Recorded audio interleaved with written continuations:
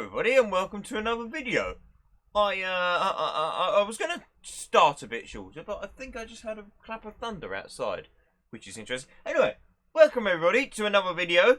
As you will see, Newark Northgate to London King's Cross, it can only be one thing. We are playing Train Sim World 4. Now, of course, I hadn't intended to leave this video so long until I bought it out. I think the last video I did was actually on the Manchester route, the Glossop line, I think, for Train Sim World. I think that was the last video I did entirely.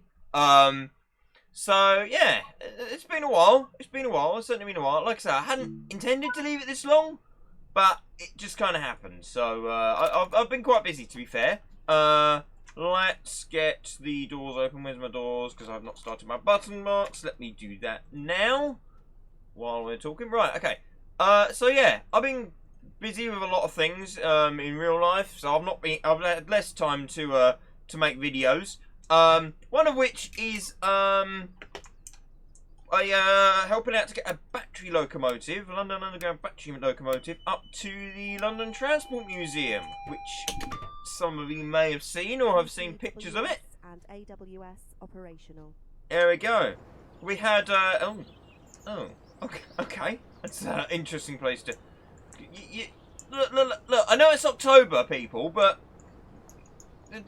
there's embracing the spirits, and then there's, yeah, okay, yeah, oh, hello, I keep getting distracted by things, but I didn't know this was in here. They said West Somerset Railway, to be fair, AI, and clearly, here's the AI. Nice, right, dimmed. I think we want dimmed. I presume that dimmed is day and full is night running. We are sitting. Wait, where are we? Newark Northgate. Okay, and we're doing a run to Peterborough. I'm assuming it's a straight run to Peterborough. Yeah, with about half-hour run it should take. We're not doing a full-length run on the route today. I'll do that another day. Thought I'd get a video that's not quite that long out. Something a little bit shorter. Have a quick look at the train while we're here, because honestly, the modelling of this is great. I mean, as far as the actual gameplay is concerned, the Train Sim World, on the most part, it's basically Train Sim World 3. We were all expecting that. Nothing really too major, to be honest. But there are some major changes that do affect the game, and affect the game for the better quite significantly. So I'm extremely pleased to see that they've made them changes. We're going to talk about them in a minute. You can see though they've done a really nice job with this train actually. Oh look, we've actually got a signal now, so let's get our doors closed. We'll have a look inside in a little bit. Also, I think I've noticed, or I seem to have noticed, that every -2 seems to be numbered 2, 3, 4 for whatever reason. We a 5 car? Yeah, we are a 5 car. Okay. I'm sure I selected to drive a -1, but whatever. I don't know. Anyway, right, let's get going to Peterborough. We've got all our safety systems on. We've got our headlights set up. Let's begin our journey. And yeah, we shall begin. So yeah, L51, like I say, been over at the museum in its Pride livery. Very pleased with that one. That weekend went extremely well. We had over 500 people through the cab, which was pretty incredible. We do believe that is the first time that we've actually had a battery locomotive over at the London Transport Museum depot for a display on an open day. And we also believe that maybe one of the first times people have been allowed into the cab of one. So, yeah, we're pleased to have had a part to play in that, in organising that. Really good, really fun, and yeah. If anybody of you came out to it and saw me, then hello to you again. Thank you for coming to see 51 in its Pride livery. Anyway, back to the thing of the video, the actual topic of the video. Train Sim World 4.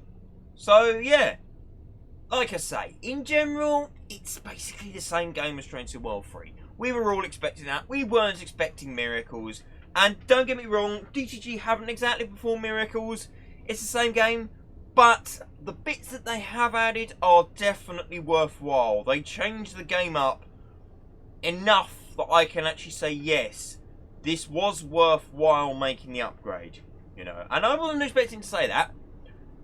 Because last year, when they announced Train Sim World 3, Oh, look, volumetric clouds. Oh, look, we got umbrellas and the people who carry them now. Woo! Do you know, it was just unnecessary. Let's be honest. Train Sim World 3 was completely unnecessary. This, to be honest, Train Sim World 4 is also completely unnecessary. I'm not going to sugarcoat it. It didn't have to be a new game. It could have stayed as Train Sim World 3 and just let people buy the content. There was no need to make it number 4, really. They could have just updated the versions. You know, we've got volumetric fog. Was it really too much of a stretch to have just put it into Train Sim World 4? Really? Or Train Sim World 3, sorry? Really? But at the same time, there are other bits that it's like, yeah, okay. You're going to appreciate upgrading to the new game. First off is the route. Obviously we've got free routes included, free trains, etc, etc. Also, if you buy the deluxe edition, you get Riesa Dresden, which is one of, well, Riesa Dresden is my favourite non-UK route. In fact, it's up there with my favourite of all the routes. It is an amazing experience to drive. There are so much AI, there is so much variation of all the trains that you get. It's such an immersive experience, in my opinion. It's honestly one of my favourites. Okay, we've got the yellow. Oh, we've got green now. Cool. So yeah, Riesa Dresden, if you don't have it, I fully recommend it. I don't drive it every day, obviously. Mostly I drive the UK stuff. But if I'm like, yeah, I don't really know what to do, I'll go and drive a Talent 2, or, you know, I don't really drive the ICE, to be honest. But yeah, go and drive a Talent 2, or a 185, or 181, or a 185, or whatever, you know, just something a bit different. And like I say, it's a great experience. You get so much freight traffic through the route. So many different little passenger runs you can do. It's great. I love it. So that's for your deluxe edition. Your base game routes, you obviously get Antelope Valley, or whatever the American one is, and nobody cares about the American one except for the Americans. The Austrian route, which again I don't care about really. If you're watching this and you watch my videos regularly, you probably aren't too bothered about them two either. And the main one for me, at least, is this London, Peterborough to Doncaster. Now my initial thought was complete reservation. They announced, they kind of announced, well, it was leaked that we were getting the East Coast Main Line. Unofficially, it was leaked that we were getting the East Coast Main Line. We knew it was going to happen with Train Sim World 4. I mean, Train Sim World 4 was leaked as well at the same time, but regardless of that, we knew we were getting the East Coast Main Line. Some section. We didn't know what section. When they announced that they were going to do the 800, it's like, yep, okay. Fully get it, fully understand, you know, love it. You know, no real issues with that. Great train. Well, I mean, obviously, HSD or a 91 would have been nice, but nevertheless, you know, great that they're doing the 800, whatever. And then they announced the route, and it's like, oh, Peterborough to Doncaster, 80 miles, so it's one of the longest routes we have, especially the UK in the game. So, you know, it's an impressive length, don't get me wrong, it is an impressive length. But it's got 5 stations. 5 stations. A few goods yards along the way. That's it. It's a straight line route. It's one of the most boring sections of the East Coast Main Line. Let's be honest with ourselves here. There is nothing to do. Do you know? The reality is, however, it's actually really good. They have pulled it out the bag. They really have. Look at the scenery. I mean, I've got the same complaint about the lack of trunking, and maybe the grass should come a bit close to the track in certain sections. Some of the scenery looks a little bit sparse, whatever. Same old, same old. It's DTG, you expect it. But overall, it is really pretty. Look at it. I love it. It does actually look realistic, you know? I'm not questioning reality here, like I do normally. It does make me feel like I could actually be here. And I've ridden this this route, what, a month before it came out? This part of the line, I actually went up it in real life. So, sort of, you know, I've got a vague idea. I wouldn't say I'm an expert on it going up it once, you know, but, you know, I've got a rough idea of the kind of visuals you'll expect up here. Yeah, it fits pretty well to what you would anticipate, what you'd want, sort of thing. Peterborough is, yeah, okay. It's an acceptable place to start. It's not the most logical place. You know, a lot of trains go straight fast through Peterborough, so there's a lot of that. You've got basically no commuter traffic up here. You've got your 158, sorry, your East Midlands. So there's a layer for the Midland Main Line if you have that. Gives you the 158s along here, which is nice. But you can only drive them between two stations, Peterborough and Grantham, I believe it is. So it kind of makes you think why. And when they're announcing that as a really nice feature of the route, it's like, is it really two stations? It's literally there and there again, sort of thing. So yeah, okay.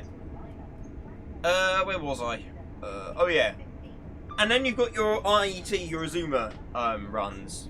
And again, 90% of them are start at this place, end at this place. There's no intermediate stops on most of them. Oh, number one, flying cars.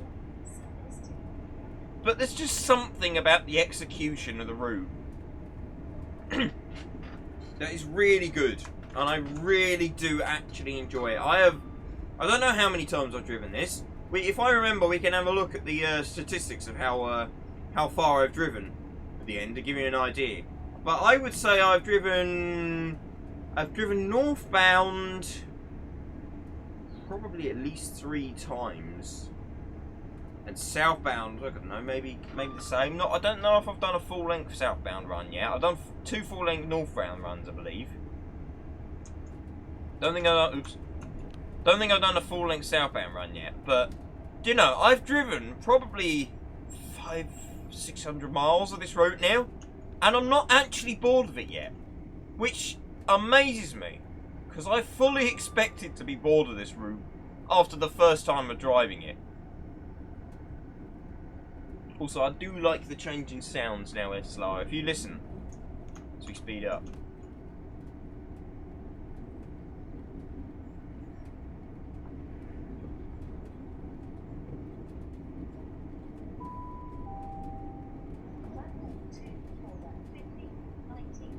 Okay, it's taking a lot longer than when you slowed down. If you notice when we slowed down, the sound did get quieter. The run sounds are actually quite immersive in this train. Give DTG their dues. They are actually not bad. The passing sounds, the externals, I'm not entirely sure about. And when I first heard the preview clip, I thought it sounded a little bit more like a high-speed Electrostar than a Zuma. But they're also not the worst that DTG have in their library. Don't get me wrong.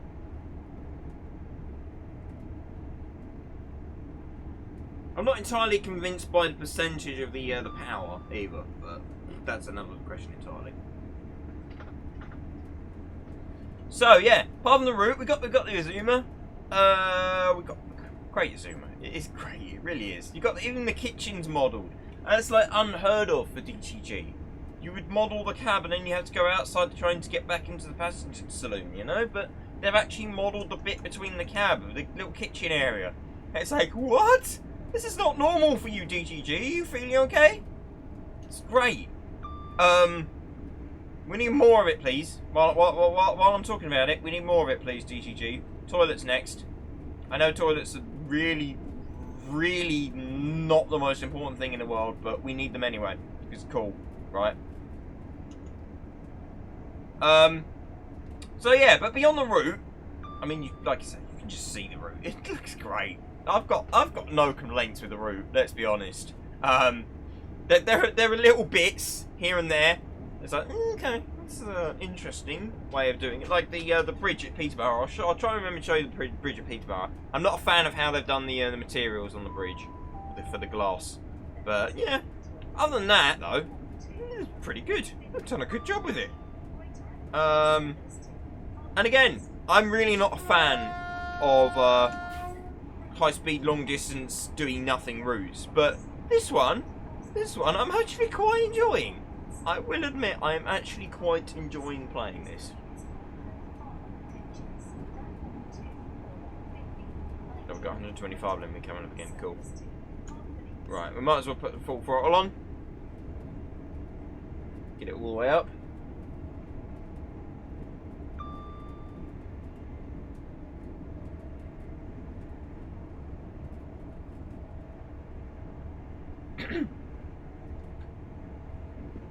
So, other features of Train Sim World.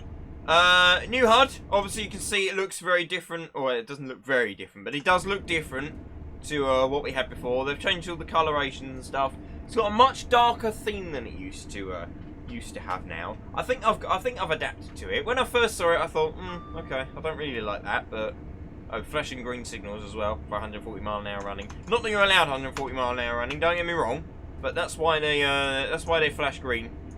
You can do 140 mile for 140 mile an hour along here, because that's what their class 91s were going to do when they were built. Also, you've got plenty of sections with power changeover.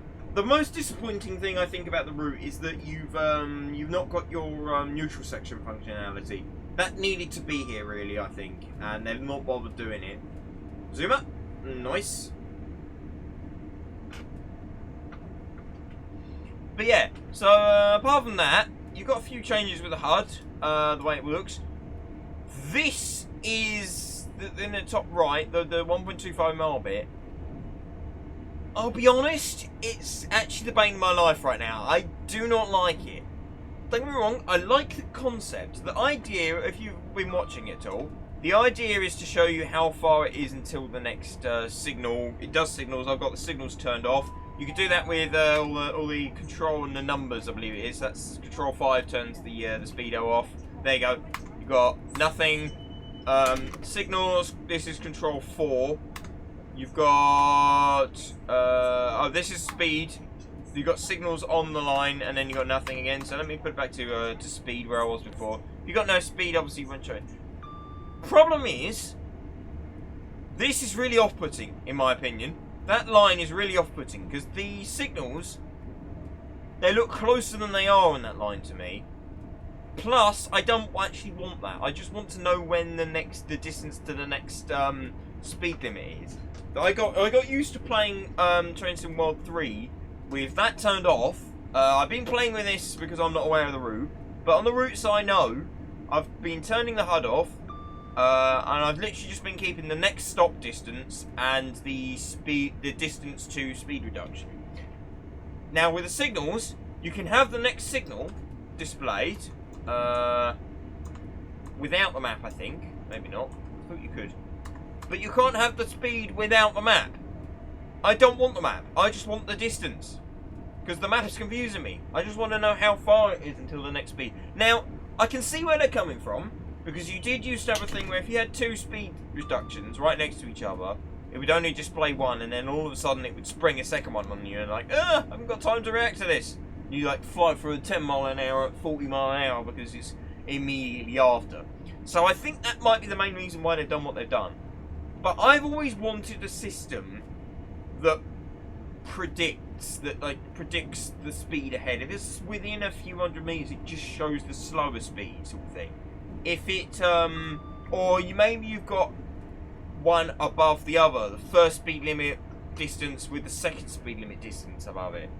Or maybe if you're within a certain braking distance, it can work out which speed limit is more appropriate to you, sort of thing. So if you're in, like, let's say your train can slow down within 500 meters and you're within 700 meters, it will show you the 40 mile an hour speed limit. If your next one is 200 meters behind it, it will then, when you get down to an appropriate distance, will then show you the slower speed. That's what I've always envisaged. So I'm not a particular fan of just being forced to have a map. I don't want a map. I don't want any. I want as little visual indication as I can. I don't know the routes, So I need to know the braking distance, thus having the stop location displayed and the speed limit displayed. But the signals are close enough together that you can just react like a proper driver, and you can slow down. If you're not doing it like that, you're not driving properly. And that's not putting anybody down who actually uses the HUD. Don't get me wrong, if you feel more comfortable using the HUD, then go for it. But it's easy as well to dump the signal distance HUD and just have the speedo. More puff boards you can use, of course, but not every speed limit has a morph board, and sometimes it's actually useful, I find, to know about a speed limit before you actually get to a morph board. Don't forget, in real life, these drivers would have been driving this route significantly longer than we have. They'll have the route knowledge. They'll have had sort of 6 to 12 months of training on the route knowledge just to know the route, doing it day in, day out. If you're only driving it once every Sunday or whatever, you know, you're not going to have the same route knowledge as a real life driver. So you're going to need a little bit of help with the speed limits. But like I say, signal sighting distance, it's easy enough to sort of react to yourself. If you know how to brake your train, then you can react to the sighting distances properly.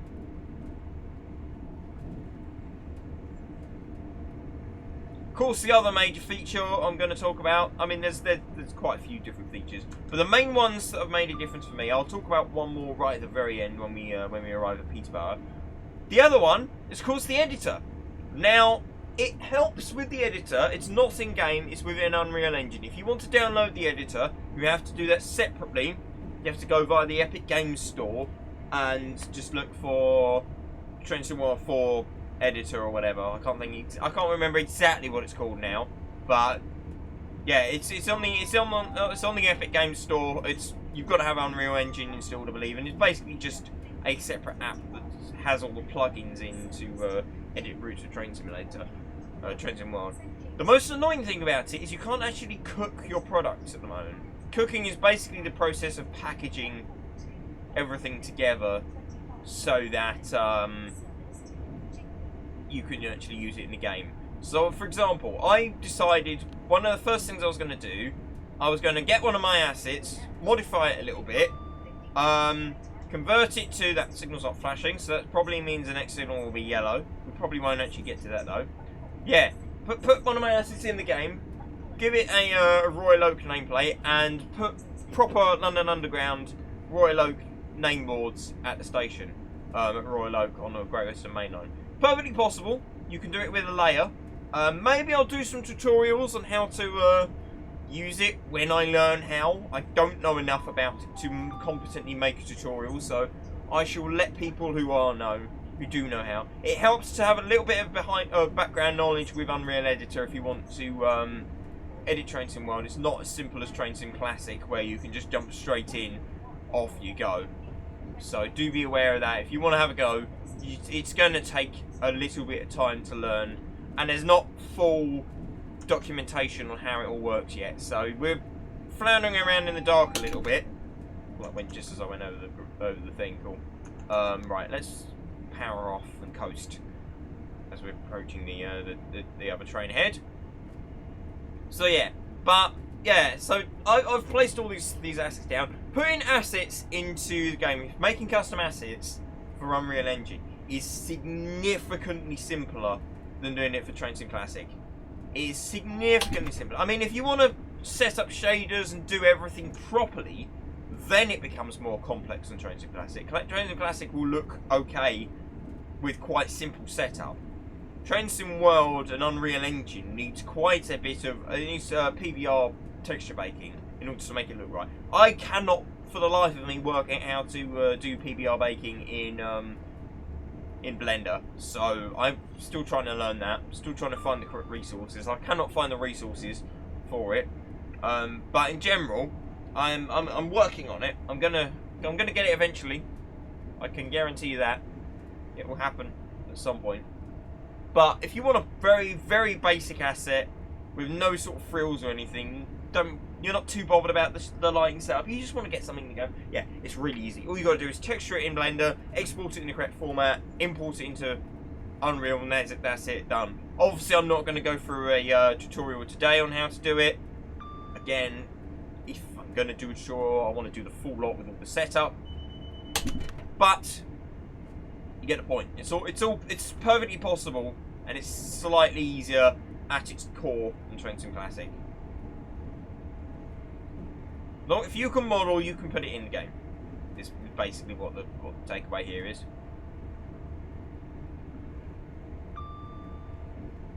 So yeah, it'd be nice once. Apparently, they're still working on the ability to cook products though, so that you can actually bring them into the actual main game.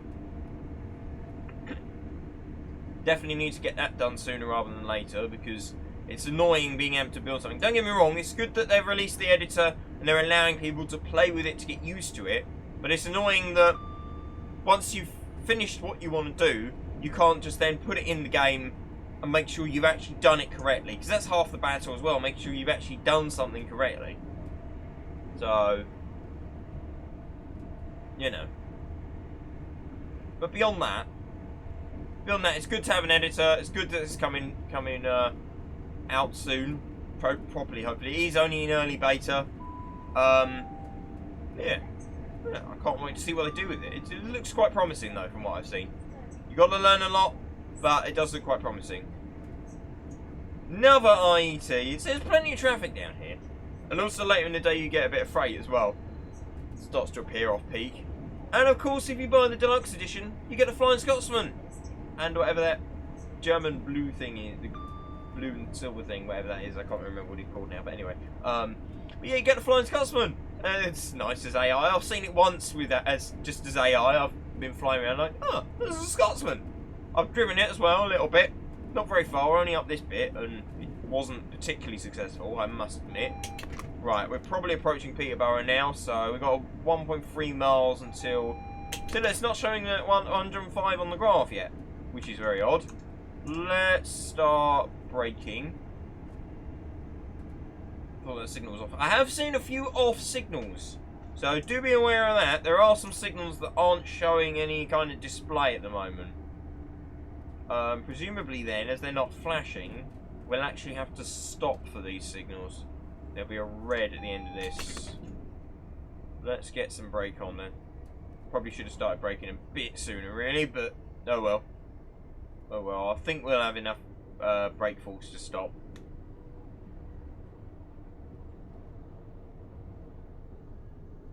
No, actually. Okay, maybe we're okay, the signal must be the other side. Yeah, signal's the other side of the platform. But yeah, you also get the Class 66, though for some reason it's dirty. I don't really understand that. How did DB say, yeah, it's alright, use our dirty train for it, you know. Don't have the nice, clean, good-looking one. You know, have the dirty one that doesn't look particularly great and was only ever intended for the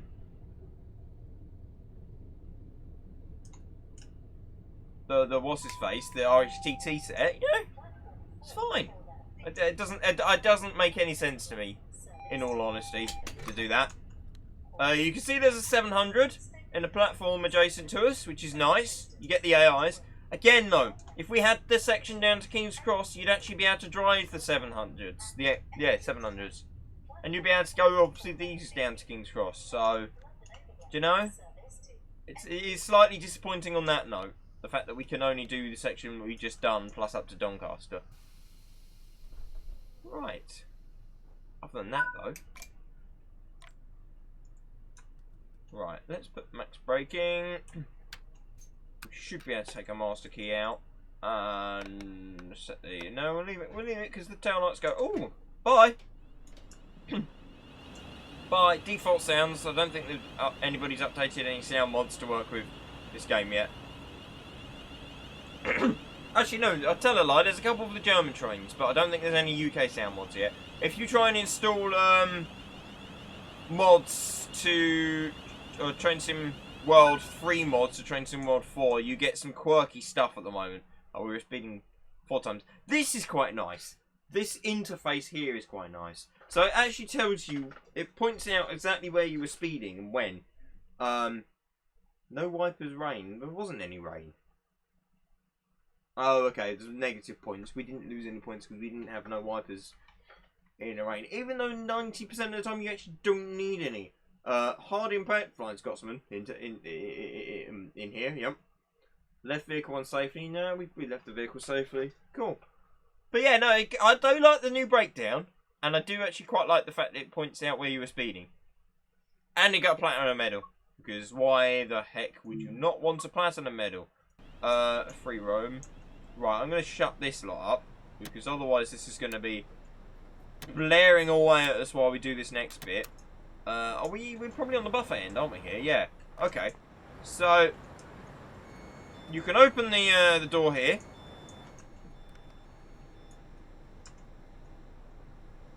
I guess that will close on its own accord. Go in here. And you've actually got the kitchen! What the heck?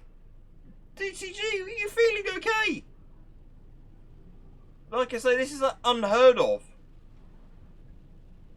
That they actually model something like this. And then you got your first class, and then further down your train, you've obviously got your seats that you can climb on.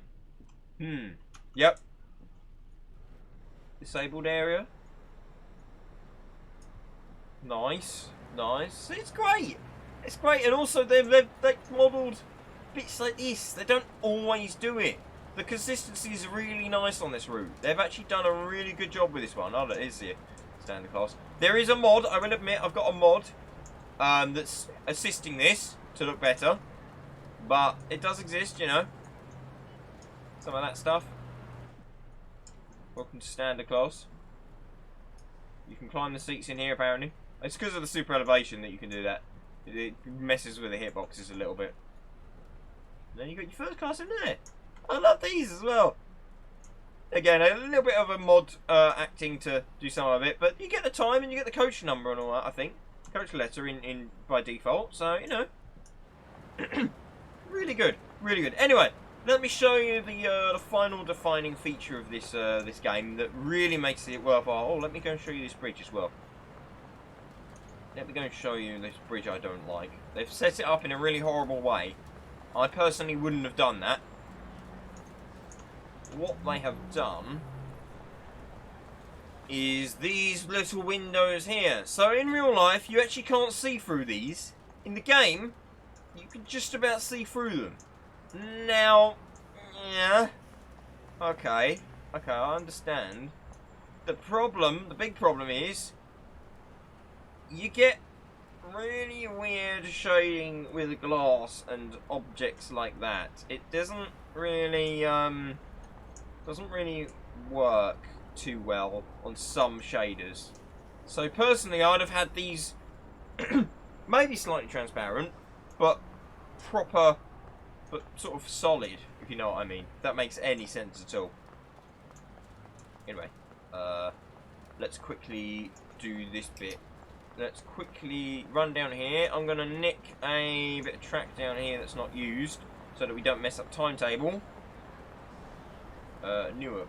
We wouldn't be able to drive that one. Oh, bye. Bye. Nice. Let's wait. Are you stopping? Are we just conveniently standing in the right place? See, if you look at the DLC list, though, there's actually quite a lot of DLC that reacts to this. So it's nice. You can spawn trees! We got a bloody... we got a free roam type thing. It's just great. So if I... where am I looking? Let's see if we can spawn a... oh, no, I won't... Yeah, no, we will. We'll spawn Flying Scotsman. Let's spawn a light engine. Right. Okay. You can spawn it literally anywhere you want, as long as it's real track. Presumably Bakerloo line would allow you to do that as well. So we have our Scotsman. Right. Let's do something completely outlandish here. Let's find a railhead treatment train. Spawn that. What's this going to spawn? Just a wagon. Yeah, just a wagon. There you go. Yeah, I think you know where this is going. I think you know where this is going. Right, we're going to climb up into the Scotsman. We're going to set the reverser. I can't remember what freight setup on the thing is, but and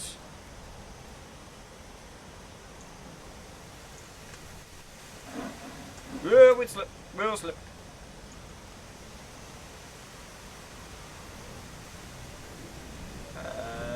Gently down. Oh, that wasn't gently. Oh no.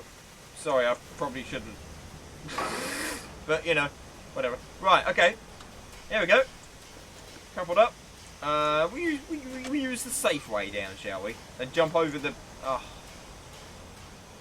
Oh. Really? Oh, we can actually. Oh, okay. Okay. I was gonna say we're gonna flipping get stuck here. Right, we'll climb along the Armco, shall we? Couple that up. We probably should have. Can we drop this Buckeye? Buckeye. Boom. There we go. That's more realistic. There we go. Drop the Buckeye. I mean, there's nothing realistic about any of this, but do you know? And I also have a theory I want to test. If anybody knows anything about free roam, what you'll know is if you go into 9 camera, click on the train, set path. Let's just set the path up into there. Confirm. That'll now bring us an actual path. And it will set the route and everything. And you can actually go and drive it. I think that's brilliant. Like I said, I've got no idea which lamp it is. So we'll just put that one on. Right, let's put her into forward. We probably should have put her into neutral while we were waiting, but right, okay.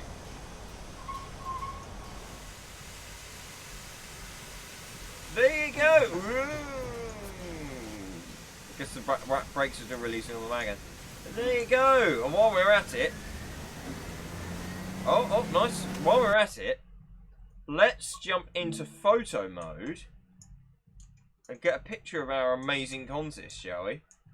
This is incredible. I probably should have put a brake van on the back of it as well.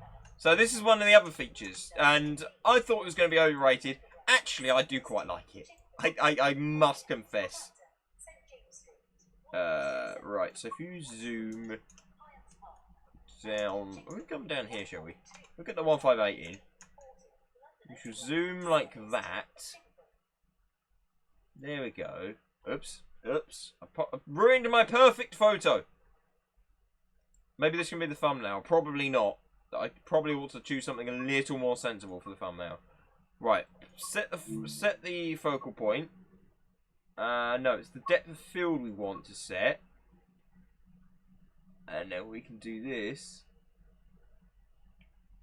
And then, if we get it just right, we can just about have the 158 in focus.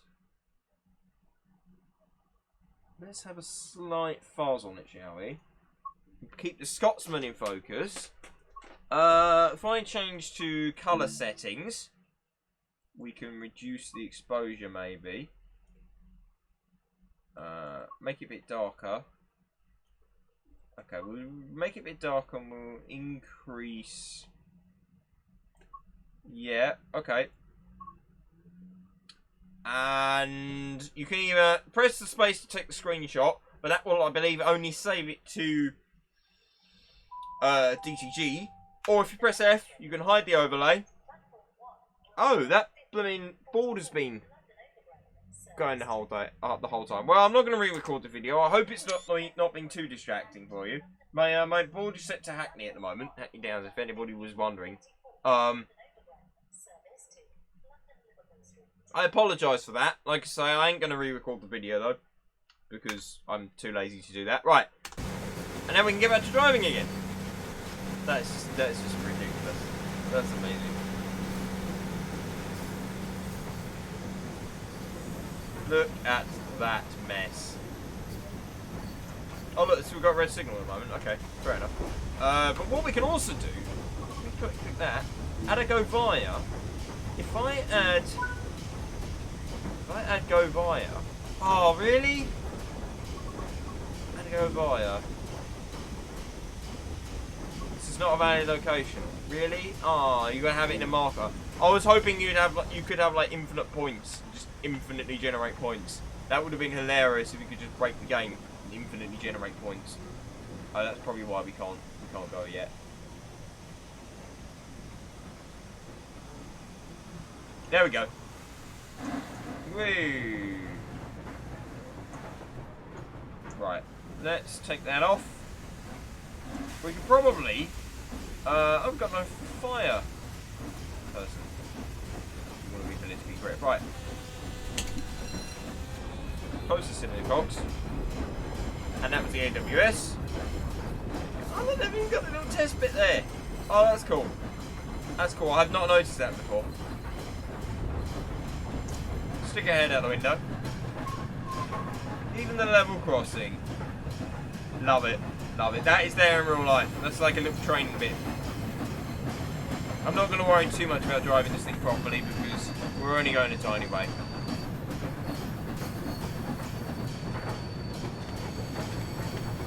This is definitely not a tutorial on how to drive the Scotsman. Probably need to slow down as well, don't we?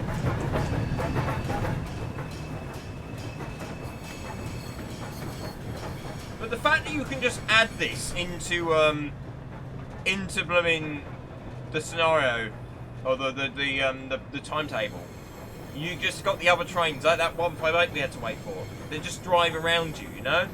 You could do a full-length run, just add a freight train or whatever you fancy driving. It doesn't need to be in the game already. You can just drive whatever you fancy, do whatever special or freight run or anything. Beautiful. Look at that beautiful consist we have created. Beautifully monstrous, I think is the word for that one. Right. Anyway, I think that just about does it for me for this video. I'm now very, very conscious of that blooming board. Like I say, I apologise. I'll try and make sure that it's not on. You like? Oh look, there you go. There's the 158.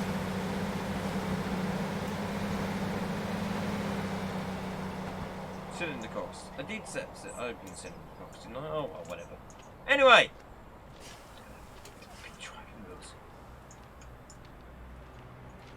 Hope you've enjoyed this video. Favourites. This is really, really stupid. Max run when crouch. This is God mode, by the way, if you're wondering. So if we crouch.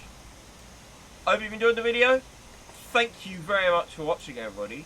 And I shall see you all next time. Goodbye.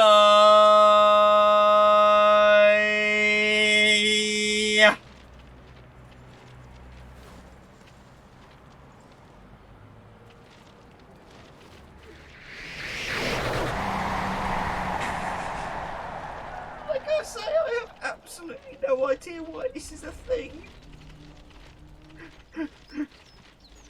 Like flipping Roadrunner from Looney Tunes. Gotta go fast.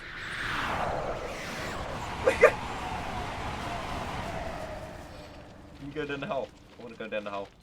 Let's see what's down here. That's not where I want to be. I don't care about your 50 and 51. I just want to run. Whee! Oh, yeah, boy! Oh. Oh. Oh, well.